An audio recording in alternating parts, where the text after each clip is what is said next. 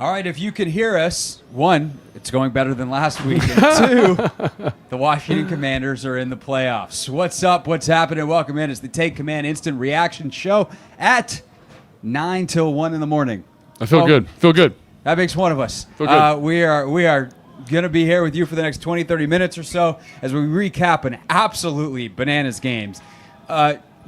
Washington doesn't seem to play any other. Oh, by the way, I'm Craig Hoffman. That's Logan Paulson. This is our podcast / YouTube stream. We do this live after games. Normally, it's not 1 in the morning. Does Washington play any other kind of football game than just absolutely bananas, bonkers football games where they wind up winning in the end? I mean, they early in the season they had more blowouts than any other team in the NFL, right? Yeah. They had a couple of huge wins, winning by plus 20, all that kind of thing. And then the last couple of weeks, I think, obviously it's been a bunch of nail biters, and last 3 weeks in a row, right? And then, right? Is that correct? 3 weeks? Yeah. So New Orleans, Philly, this one. And again, like there is something to that, right? There's something to the idea that you can win these games. Someone should tell them there's also something to winning like they did against Tennessee where it's a lot less stressful. Yeah, I will say this. Kudos to Atlanta, though. I felt like Atlanta is a good football team. After seeing them live in living color, I think that defense is better than people think. I think the offensive line, the running game specifically for the Atlanta Falcons is pretty good. And I think Drake London is going to be a star in the next year or two. So there's a lot of weapons there. Penix, I felt like there was some deep down the field stuff that he missed on, but I think you see the makings there of a good quarterback. So I think this game, like we talked about in the previous show, is probably going to be the most challenging, outside of the Philly one of the games they've played over the last 4 or 5 weeks. So, so to me, again, this is a good team. This is playoff football. That's a playoff team feeling. This kind of felt that way. And so, kudos to them and kudos to the Commanders for finding a way to win the game. I mean, they found a way. They also got some help. I want to mostly have this be a celebratory show. I mean, they're going to the playoffs for the first time since 2020. Yeah. This is the first 11-win season for the Washington franchise since 1991. They won the Super Bowl that year. And while they're certainly not favorites to do that again this year, like that tells you the kind of season that they are having. And it's funny because they still, after tonight and the result in the Minnesota-Green Bay game, they do control their own destiny for the 6th seed. If they win next week, they are the 6th seed. They are most likely to play LA. However, there's a chance they could also play Tampa. Yeah. Or there's also a bizarre chance that they're at Atlanta. Yeah. So there's a chance for a couple of different iterations of this to go. But like the top line item should be that Jayden Daniels took over this game and led them to the playoffs for the first time since 2020, the second time since 2015, the third time since 2012, and the first 11-win season since 1991. Like that is absolutely That's the the headline. story for sure. We can talk about Raheem Morris's clock management another day. We can talk about, and we will on Tuesday, some of the issues at the line of scrimmage in both sides of the ball. One that I do want to talk about now, though, is actually defensively, because there was a change that Dan Quinn and Joe Witt made in this game that I think saved the entire game. And we can talk more about Jayden here in a few minutes. But moving Deron Payne to defensive end in the second half and having, of all people, Jalen Holmes play on that other side to finally stop the bleeding that was Bijan Robinson and that just vaunted outside zone in the first half changed this game dramatically. So the Commanders come out. They have a 15-play drive, by the way, aided by an illegal contact penalty on the Falcons on a 3rd and 22. Crazy. That would have been a 4 and out. The only reason it was 4 and out, not 3 and out, is because the Commanders committed a penalty and had first down twice. They didn't get a first down. They played first down twice because they had a penalty on a run. So they come out after that 3rd and 22, take advantage of that opportunity. It's a 15-play drive. They come out, they get a first down run stop because all of a sudden there is someone out there to set an edge. Yeah. And then 3 and out for Atlanta, 14-play touchdown drive. And by the time Atlanta touches the ball for the second time in the second half, the plays in that half were 29-3, Logan. Yeah, I mean, it was really incredible. And again, like that shift in defensive philosophy, I think is extremely important to kind of highlight there. And just the physicality that bigger group was able to play with. And again, they didn't get bigger on the interior, but kind of having those big edges like New Orleans did to the Washington Commanders, just kind of being able to set edges, bottle stuff in, keep the linebackers from having to run sideline to sideline. It was a huge adjustment, absolutely huge. And again, it forced them out of the comfort zone, right? I think you could see, we talked about, or at least at the top of the show, that there are some elements to Penix's game where you're like, man, there's something here. Yeah. But he's not a down-to-down player just yet. And especially in a game like this, which has this playoff atmosphere, you could tell he was a little unsettled. he's all of a sudden got to win the game for you. And I think that was ultimately that should have been the goal of the Commanders early. And again, they had a hard time with that because Bijan Robinson is special. Yeah. Tyler Algiers is a special player behind that offensive line specifically. So again, that adjustment is the game. We're going to give a lot of credit to Jayden Daniels, and rightfully so. I mean, holy cow, what a performance! But that is the thing that allows them to possess the football so much there in the third quarter and really shift the momentum of the game. Yeah, this was a game where they had to find a way, and one of the things they were finding their way around was a ton of these injuries. I mean, they showed up in such a way. I mean, look, I'm not going to do the St. Juice thing here, but I think when you see what happens to Michael Davis in this game, you understand why Juice was playing, and if Juice can just keep his confidence high, he's a better football player. And Sanders still 4th and 11 down here, bro, what are we doing giving up that much to Drake London? But also Drake London's amazing. Yeah. But if Marshawn Lattimore's out there, none of that's a problem. Yeah. Offensively, we'll get to that, but oh my God, did they miss De'Ami Brown in this game? So it's just overcoming okay, we have some lighter edges. How do we find a way? We have some trouble in coverage. Yeah. How do we crank up the rush? The pass rush was non-existent for the first 2.5 quarters, and then all of a sudden they find ways to get home. And so I don't know what you noticed from the sideline in terms of finding a way, but it does kind of fit the larger motif of the game defensively of how they manage their weaknesses and were able to finally get to some strengths. Yeah, and I do think that it's important to note that this team's best when they're playing complementary football. So if you look at the first half, right, Atlanta's just got crazy rushing efficiency. They can't get off the field. In that third quarter, which again is kind of the tipping point quarter for me, they make the adjustments, right? They can't run the football. They do a pretty good job on third down, and then the offense just keeps them off the field for a really, really long time. And I think, again, that's extremely important. But to your point, some of those pressures with Luvu and Wagner, Bijan Robinson does a great job with pickup. The offensive line knows how to slide and pick everything up. And so you're getting good pockets versus man coverage in the back end. And it was a little dicey. And again, if you have a quarterback who's just a little bit more efficient, I was texting with someone at halftime and midway through the third quarter about the explosive play variance. If they hit one of those shots down the field, this game feels completely different, and they just couldn't connect. And again, I don't think that's on Penix, but because again, it is, but also it's understandable. And this was actually, I'm not going to go the full petty Craig like I did on the Bears fans, but man, Atlanta fans were noisy this week about Penix and saying, "Oh, we found our guy," and the Kirk thing, and we handled it perfectly. And they might have found their guy, and you might have. But when I talked a couple weeks ago about, I can't believe they're making this decision now. I know Kirk Cousins is not good. My whole question was, do you really want to insert your rookie quarterback into a situation like this? And he probably is the better option than Cousins at this point of the season, but it wasn't without drawbacks. And this was the concern that, hey, man, your playoff lives are on the line. They still have a chance next week, depending on what Tampa does. But, you really have a chance to take control of your playoff destiny here. And you're going to have the game put in your hands because teams are going to load up and make you win. Are you ready to do that?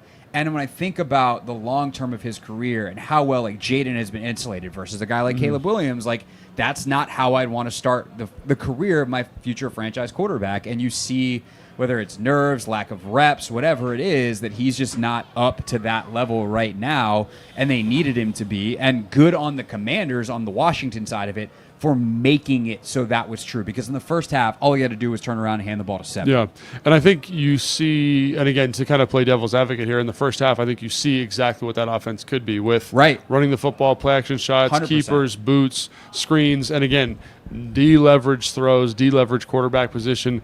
In the second half, it's the antithesis, right? And again, he did make some high-leverage plays. And again, if you're looking for positives, what a drive, what a throw to Kyle Pitts there. Holy cow, that couldn't have been a better ball. And those are the moments, right? But again, you don't want him living in there early in his career because he's under pressure, he's taking hits, he's being not super deliberate and careful with the football. So there's a lot of things that you don't like about it, but watching the offense in the first half, you see exactly what they're doing because there's so much diversity in terms of formation, in terms of personnel, shifts, motions, boots, change of launch angle. It's all there for you. And again, that just wasn't there when Kirk was there. And so to kind of switch this back around to the Commanders, great job taking away the thing that drives that, which is the run game. And and it was such a subtle personnel thing, but basically Duran set an edge. What's number 96? Jalen set Holmes. An edge. Holmes has been excellent at that all year, and then just great job by the staff of finding a guy,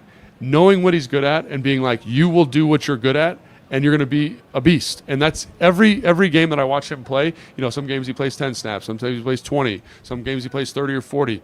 He does a great job about being physical and dynamic in the run game, and that's what he did tonight. And you need guys like that. And it makes it easier, especially versus outside zone on the defensive tackles, because instead of having to fill up all this space or run downhill, it's like they have to fit a hole as big as this room as opposed to sideline to sideline, which is what they were getting early. So, and I don't want to be derivative or be oversimplistic, but like that's really all it was. It was just they were better gapping stuff out, setting edges, and being physical and boxing it in. And they weren't able to get 10 yards a pop like they were in the first half. Right. And it was basically got to the point where Zach Robinson was like, I don't know if this is a good idea.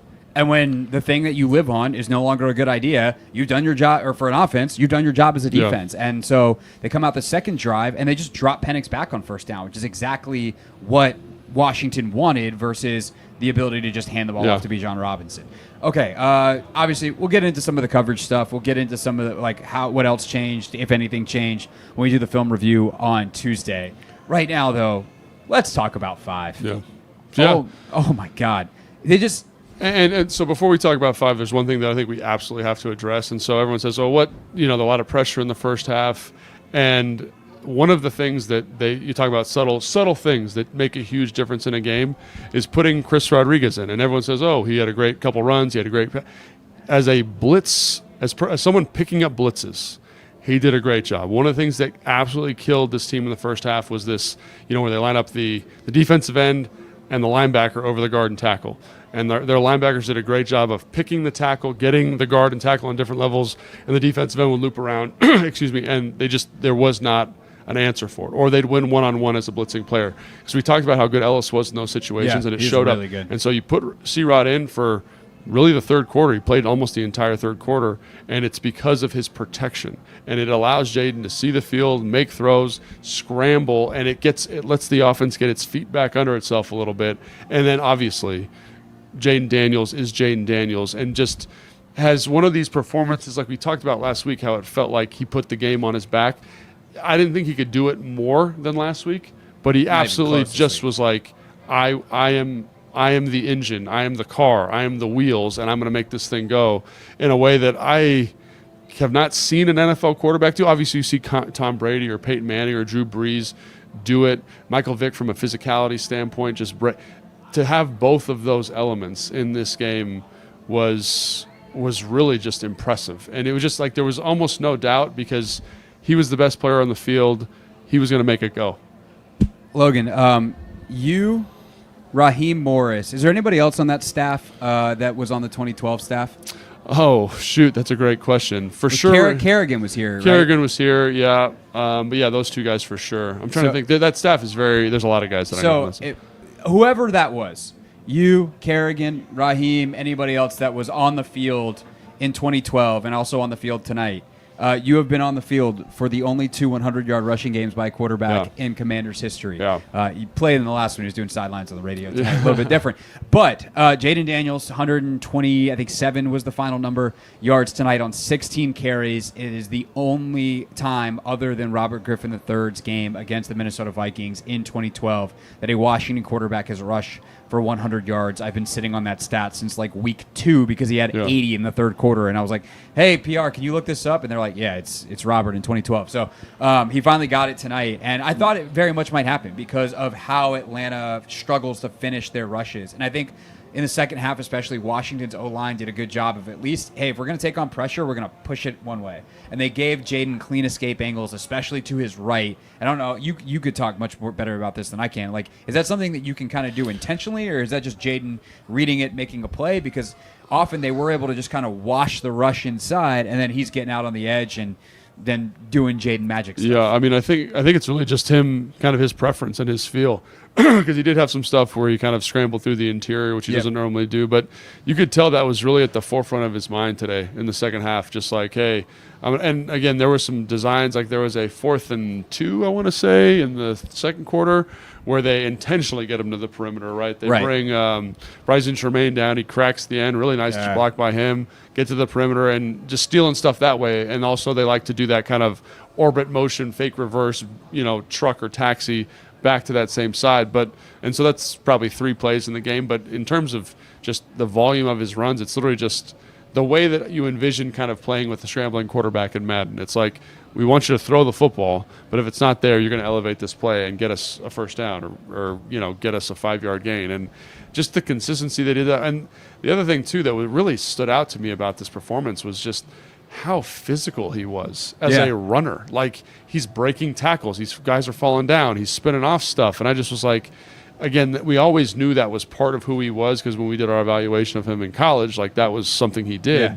He kind of had his first cartoon hit tonight, too. Yes. There was one he got hit, and he kind of spun like a helicopter, and I was like, oh, we haven't really seen that. Thankfully, we haven't seen that too much in the NFL, but he definitely had his first one. He also got blasted in the ribs on the one at the goal line. Yeah. But able to collect himself and obviously make the throw to Zach to win the game. But it just to see that, again, like that, him just to turn it up like that was something that I didn't know he had it to that level.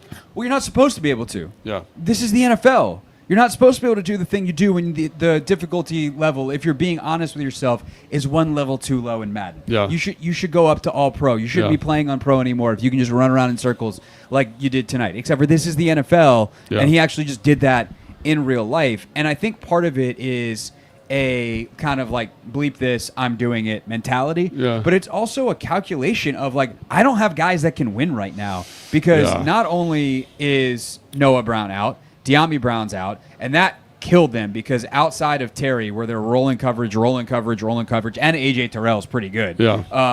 And also, Terry didn't look quite like himself. I know he's had that injury from practice that he was nursing, an ankle or something that popped up late in the week that Bram mentioned on the broadcast. So, again, not quite 100%, didn't get all the practice reps. Well, just they had no vertical threat. And I totally agree with that. And the offense felt tough, in these – even when they were trying to take shots, AJ Terrell did a great job. That's why he's one of the best lockdown corners in the NFL, is because he can take away your best receiver. But I really think you got to give a ton of credit to OZ. Like, he played with such physicality tonight, like just breaking tackles, running hard, making tough catches. It was so fun. I did a post-game interview with him, and I was like, man, this has got to be one of the best games of your career. He's like, yeah, but the one that kills me is the third down there at the end, where it kind of tips off his fingers. Remember that one? And, that's a good job of the DB. Yeah, that's what I said to him. Objectively, good job, DB. Not on you, OZ, but I get it. Like, that's the mentality of how these guys compete. And just to have a guy like that, a guy like Crowder, and a guy like Ertz, man. Like Ertz, on that broken play where he caught that 50-yard play, that kind of flips the script for the offense a little bit. I didn't know he had that still in the bag. I don't know if Zach knew he still had that. Yeah, but like, that was pretty impressive. You know what I mean? And so, again, to get those elevations in this environment where you don't have anybody to take the top off the defense, you can't really protect it. Dude, talk about just a crazy injury thing. Wiley's out. Lucas goes out. Trent Scott is in. Your backup center's in. Like, it's you literally had one extra offensive lineman. If one other person got hurt, you'd have 0 extra linemen. Like that, it was Chris Paul. That was it for any. When they ran their 14 personnel tackle eligible stuff, they had to bring Chris Paul into the game late. Oh, I bet you was not done a lot of that. Which you think they had to burn 2 timeouts trying to get that going. Yeah. That's why the Commanders were down timeouts late, is because twice in 3 plays. I think it might have been twice in 2 plays where they tried to run that personnel on the field. I think one of them, at the very least, the officials should have given the old pump that was play the clock. old. Dan was not thrilled about that. Cliff was ready to lose his mind. Anyway, they had to burn 2 timeouts trying to get that done. But anyway, I think seeing the O-line issues, seeing how limited they were at receiver. And again, like, these guys are good zone players. They'll button up, they'll make a catch, whatever. But like, they don't have guys that can win one-on-one versus man coverage. They don't have any kind of deep, explosive vertical threat down the field. And so Jayden was just kind of like, it's a pretty good chance I'm going to have to count to 3 and run. And that's what he did. And he won an NFL football game doing that. That's crazy. Yeah, and also making some really difficult throws too. Tight windows, and they're running spot down there in the red zone, and Zach is like falling down, catching it away. The touchdown to Zach at the end, like, he made some big time throws, big time plays with his legs. It was literally just, it was kind of I said heroic. So I've heard the word special thrown around. I'm trying to think of a different way to say it. It was so unique. Gutsy? So unique in terms of the physicality of the performance and also the intellectual aptitude of it. Like, that's what was unique about it, right? It was, I'm a better athlete than you. I'm playing that way. I'm also really smart, and I see coverages, and I diagnose stuff really well, and I'm playing that way. And I have a really hard time remembering seeing any of the great, iconic kind of dual threat passers play a game that way. Like, where they're rushing for 100. Like, you've seen Cam Newton physically take over a game. Yeah. But I've also seen defenses confuse him. Michael Vick physically take over a game. Maybe Lamar is the other one. There's one guy, Yeah. and he might be about to win his third MVP. Yeah. I will say the other guy is the other guy that might win MVP. Josh Allen. Oh, we don't yeah, always great- think great about pull, that way, great but pull. like Yeah, that's a Josh great pull. Allen will just physically impose a game or his will on a game in a way that very few players. But in the like, history of think the league. about both of those guys we're talking about are two of the top 3 best players in the NFL. Like, Yeah. maybe Joe Burrow's in there, but like to see a performance from a rookie. I know he's the second overall pick, but that's a great pull by you.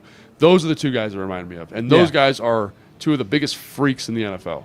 You know what I'm Right. saying? So like that was what was special about it. Right. That's actually something I think I've said a little bit more recently on the radio show, and we might have even mentioned it on the Yeah. pod as well. Is like, I think a lot of us push back on the Lamar comparisons coming out for Jaden, but the more They play. the more Lamar has grown as a passer, Right. and like their styles have almost merged because Jaden is Jaden now is a more developed passer than maybe even Lamar was 2 years ago. But Lamar now is like become an elite pocket passer. Like, he is outrageously good. I remember you Yeah. talking about when they played the Ravens this year, being on the sideline, the command he had, all that Yeah. kind of stuff. And the way that he also not just makes people miss in the open field and the vertical speed and that kind of stuff, the way guys just bounce off of him. And their spray charts are a little bit different, where they attack on the Yeah. field, his throws are a little bit different. But that's the the way feel. defenses play Yeah. them, and the just utter frustration you must have as a defense trying to contain them. Yeah. I don't know who else to compare him to. Yeah, but those are the two guys. That's exactly right. Those are the guys that do it. You know, because again, the guys that came before this generation of quarterback were one or the other. They're a pocket passer, or they're, you know, just a freak athlete that's better than you. But to see it kind of come together, it's that sphere. And Lamar Jackson as a rookie didn't look like this. Josh Allen as a rookie didn't look God, like no. this. So to see it happening, and again, this is the Atlanta Falcons. They're not a top, you know, but that's a good defense. Watching them in person, they're a better defense. Those two linebackers are excellent. The safeties are good. And to get that kind of performance, and with this supporting cast of guys that I respect. Like, I love OZ. I love Jamison Crowder. Like, I love what they stand for as players and as people, the way they compete. John Bates, same thing. But Dude, when he ran over dude, dude, I was standing right there, that and I was was a like, big collision. and I was like, "Are you okay?" And he was so. But to be able to elevate that group and get the most out of those guys also is very special to me. I had one of the worst things I can have as someone who covers the Commanders late in this game, Logan, and that was a 2019 flashback. There's a moment where it's like KJ Osborne, Luke, and Terry is the wide receivers, and it just felt very like Cam Sims, someone else I don't remember, and Terry. And I'm like, what are we So doing? there was a couple times where I looked out, and it's Bryson Tremaine, Yes. Luke McCaffrey, Osborne, And you're like, is this the fourth preseason you're game like, they don't even what- play for like, anymore? what is happening? And just again, great. We're going to talk about this. Great job by Cliff saying, like, Bryson, you're good at blocking. We're going to find roles for you. Hey, you Yes. can run a good clear out route. We're going to do that for you, right? KJ, we're going to get you blocking on the screen. I know he gets a hold, but like, we're going to find stuff that you do well. Think about OZ, all the routes that he caught. Like, what is he good at? He's a great intermediate route runner that's good after the catch. We're going to find stuff for you We're to gonna do. get him in space. Yes. And I just think like that was great. And then to find kind of little ways, especially in the first quarter, to get the run game going with, hey, we're going to run like this little, wildcat tricky reverse thing, or we're going to run a trap play. We haven't done a lot of that. It's going to hit for a big play. We're going to get C-Rod in for a couple runs.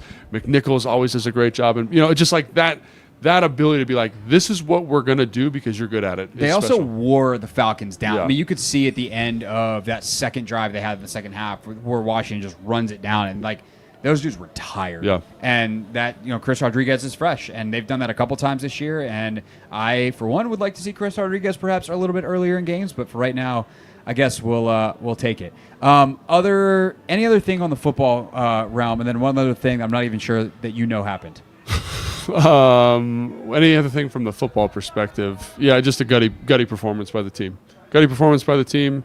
And then congratulations to Reeves, right? That's what I was going to say. Okay. If folks don't know, Jeremy Reeves proposed to his now fiance, because she said yes, after the game. I was talking to Revo after. Could you imagine if she said no? I always think that's the funniest thing. Like it'll never happen because she's going to say yes. But like at these big, you just clinched a playoff berth and then you propose to your girlfriend. She's like, nah, not tonight. She didn't say that, but yeah, no, she didn't. I always just be like, say yes for now. You can tell me no when we get home. No, but Revo, I guess, he told me that he bought the ring last year and was going to do it after one of the games last year, and then like a game before is when he tore his ACL. Oh my god! And just his entire focus shifted to like obviously getting better and rehabbing, and he said that thing has been burning a hole in his pocket, and so tonight he told the guys like, "Hey, bros, we got to win this." And he proposed after. She said yes. He just pulled her out of the stands, and congrats to Revo. So the security guard that took her to the field was basically like, yeah, if we were losing, I wasn't supposed to bring her out. I was supposed to take her back to her seat. So obviously he had kind of cultivated it to be like, it's only happening if we win this game. So Jeremy Reeves, he's prepared. He's a football guy. Football guy. I love Revo. He's the best. I got a little bit of a chat with him that you guys can hear on the radio tomorrow. I think it's 1:17 a.m. I think we're done here. Yeah, we'll see you on Tuesday. Yeah, we'll see you on Tuesday for the tape show.